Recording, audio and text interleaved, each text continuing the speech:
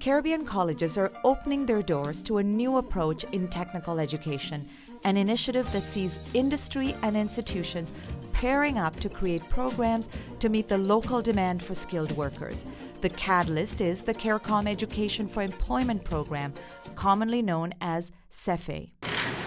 In Antigua and Barbuda, it means companies such as Liat Airlines will eventually be able to hire workers closer to home.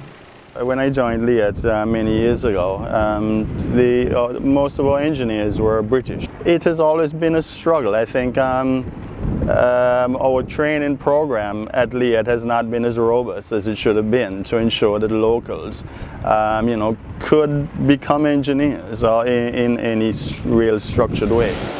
Mr. Errol Hogg thinks the company's partnership with Antigua State College is critical to getting this done.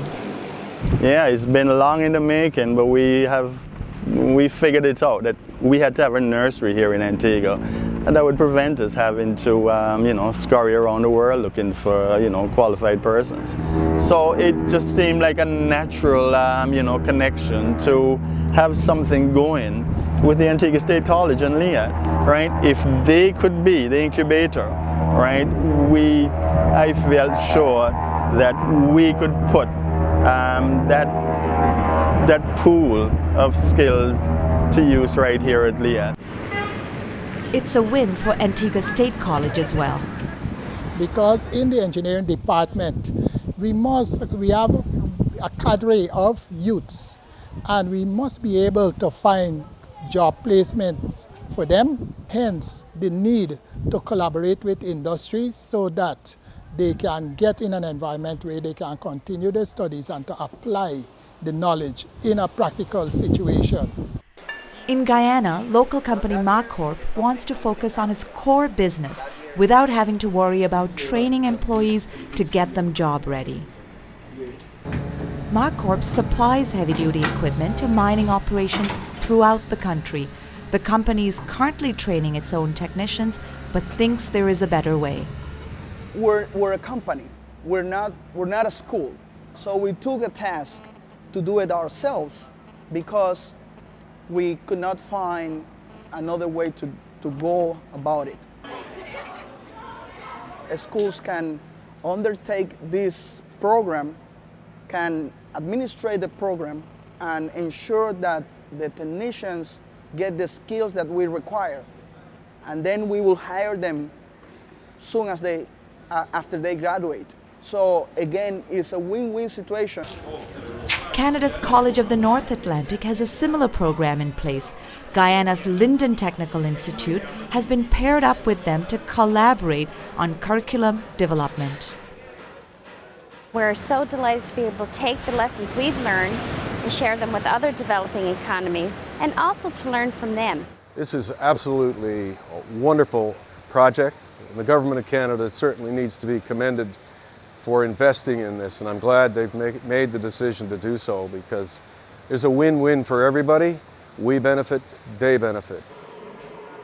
In Georgetown, GTI, the Government Technical Institute, will be launching a program in automotive electronics.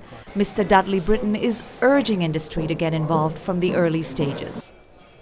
It's important that industry be in partner with us, because we are producing trainees to meet their needs.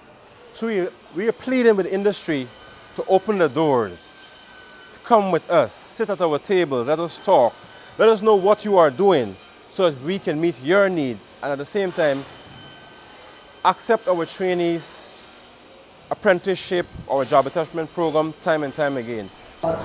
In Barbados, experts from across the Caribbean are sharing their experiences to leverage their successes across the region.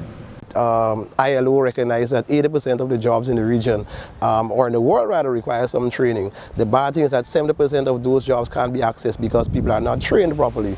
And there's a problem of capacity. And so through training, through workshops, through capacity building exercises, we are building a cadre of persons that can really carry forward so that we can have the implementation of the Caribbean vocational qualifications. We've had exchanges with colleges, and that is helping the institutions to develop. And we are also working in the area of occupational standards development and quality assurance of the CBQ, so that we can have a workforce that is competent and capable of being competitive internationally.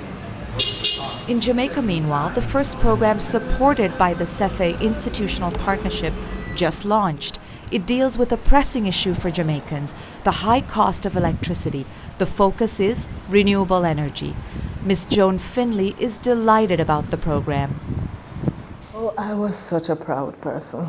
Indeed, this is something that has been on the plate for NTI, because as you know, we are labor-driven. We have so much sun here in Jamaica. It makes sense, renewable energy. So why not now? This program will produce some of the best trained technicians for the renewable sector, not only in Jamaica, but for the Caribbean. And I stress the Caribbean because from the outset, CEFE made it quite clear that this was not just for one country. So what we have done here in Jamaica in putting this program together will be replicated throughout the Caribbean. And it is already attracting a flood of students, with both males and females enrolling in the course. For CEFE, this is an important measure of the program's success. But this program is new, it's moving forward with technology, like I said before. You're basically plugging in the sun for free, so why not? And it's a new industry in Jamaica right now, so yeah, the job market is going to be wide open. Mr. Morris Hutchinson emphasizes that the certification aspect of the program is a must-have. Certification means that things have a common ground, right? Meaning that the way that things are done in the industry, they are connected. So therefore, having a fixed standard in the industry means that things must conform to a particular code. And this will ensure that systems are installed and that are safe, reliable, and performs at optimum levels. Already, Jamaicans are looking to renewable energy to reduce dependence on carbon-based fuels and minimize pollution. Okay, it's a solar water heater. Whenever time the sun is real hot, it's hot just like it's a hot water, and it's like a boiling water. So you don't have to attach it from the electricity, it's from the sun. More people like her will be looking to renewable energy solutions to reduce power bills, something the region is confident it can provide. I know that the students, the graduates of this program, will help to make renewable energy a little more than just talk. It will be something real. People will see it really benefiting the country. Yes, we'll stop talking as a country simply about our potential in this regard, but we'll now have the people on the ground who will make that potential a reality. These partnerships are a dream for Mr. Hodge.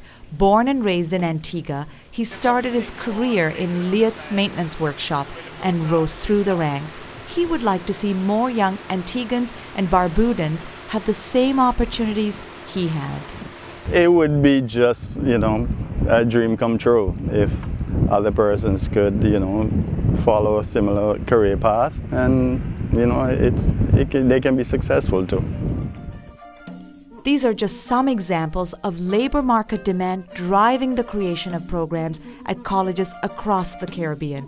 The colleges can't do this program development without the input of employers. The CARICOM Education for Employment program is proud to be the catalyst bringing these two groups together. And this is just the beginning.